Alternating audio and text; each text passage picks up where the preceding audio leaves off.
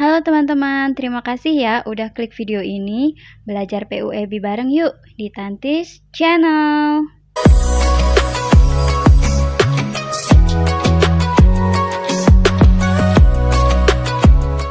Nah teman-teman, di episode pertama ini kita akan belajar tentang apa sih bedanya EBI dengan EYD.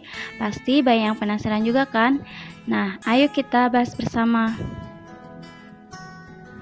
Dalam Kamus Besar Bahasa Indonesia, ejaan berarti kaidah atau cara menggambarkan bunyi-bunyian seperti kata, kalimat, dan sebagainya dalam bentuk tulisan serta penggunaan tanda baca. Dalam sejarah, ejaan bahasa Indonesia sudah mengalami beberapa kali perubahan loh. Yang pertama adalah ejaan Van Ophuijsen. Ejaan Van Ophuijsen merupakan pedoman resmi ejaan bahasa Indonesia yang pertama dan diterbitkan pada tahun 1901. Ejaan ini disusun oleh orang Belanda, namanya Charles A. Van Ophuijsen, dan dibantu oleh Engku Nawawi Gelar Sultan Makmur dan Muhammad Taib Sultan Ibrahim. Ciri khas ejaan Van Ophuijsen ada pada huruf, gabungan huruf, diftong, atau diakritik, seperti J, OE, DJ, TJ, dan sebagainya. Nah, contoh penggunaan ejaan Van Ophuijsen dalam kata-kata adalah seperti ini ya teman-teman. Ejaan bahasa Indonesia yang berikutnya adalah ejaan Suwandi. Ejaan Suwandi ini menggantikan ejaan Van Ophuijsen dan diresmikan pada tanggal 19 Maret 1947 berdasarkan Surat Keputusan Menteri Pendidikan, Pengajaran, dan Kebudayaan Republik Indonesia pada waktu itu. Pembaruan yang terdapat pada ejaan Suwandi terletak pada diftong OE yang kemudian diganti dengan huruf U dan tanda apostrof yang diganti dengan huruf K. Contohnya rakyat, umur, bukan OE moir lagi ya teman-teman. Selanjutnya ada yang namanya ejaan pembaharuan. Ejaan ini digagas oleh Profesor M. Yamin pada Kongres Bahasa Indonesia II di Medan tahun 1954. Panitia pembaharuan ini diketuai oleh Prijono dan E. Katopo.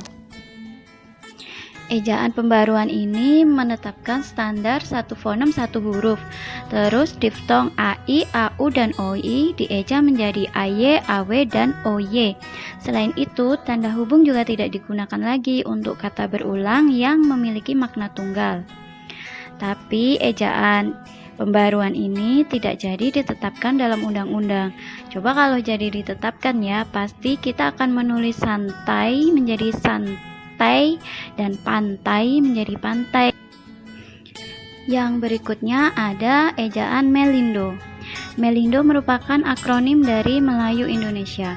Sesuai dengan namanya, ejaan ini merupakan kerjasama antara Indonesia dan Persekutuan Tanah Melayu, yang dalam hal ini adalah Malaysia.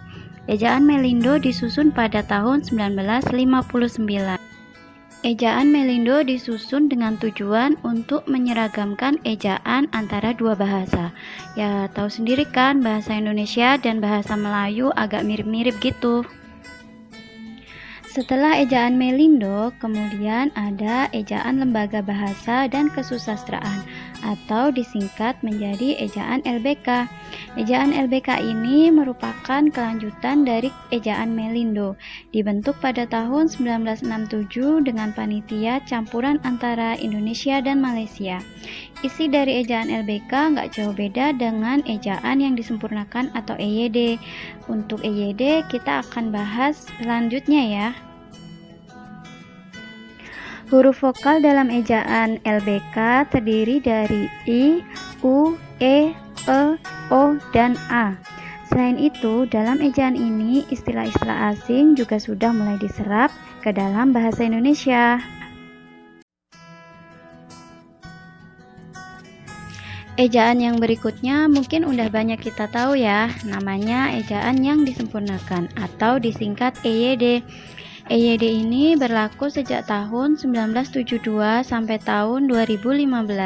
Ejaan ini menjadi ejaan yang paling lama digunakan dalam bahasa Indonesia. Ejaan yang disempurnakan mengatur secara lengkap tentang kaidah penulisan bahasa Indonesia. Selain itu, huruf-huruf yang khas dengan bahasa asing juga sudah dianggap menjadi bagian dalam bahasa Indonesia. Huruf-huruf itu antara lain F, V, H, X, dan Z. Nah, yang paling mutakhir adalah ejaan bahasa Indonesia atau yang disingkat menjadi EBI. EBI mulai berlaku pada tahun 2015 berdasarkan Peraturan Menteri Pendidikan dan Kebudayaan Republik Indonesia pada waktu itu. Latar belakang diresmikannya EBI ini adalah karena perkembangan pengetahuan, teknologi, dan seni, sehingga pemakaian bahasa Indonesia semakin luas. EBI ini menyempurnakan EYD, terutama dalam hal penambahan diftong, penggunaan huruf kapital, dan penggunaan cetak tebal. Nah, berikut ini beberapa perubahan yang ada di EBI ya teman-teman.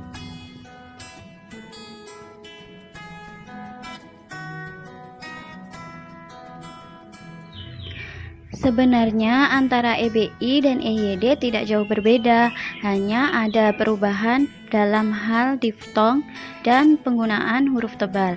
Di EBI ada penambahan satu diftong yaitu diftong EI, contohnya pada kata survei atau geyser. Kemudian huruf tebal tidak digunakan untuk menulis sublema atau lema dalam kamus. Nah, itu tadi perbedaan antara EBI dan EYD. Terima kasih sudah menonton video ini ya. Boleh tinggalkan like serta komentar jika kamu menyukai video ini, atau subscribe karena aku akan mengunggah video belajar PUEB bareng setiap minggunya. Terima kasih dan semoga video ini bermanfaat. Dadah.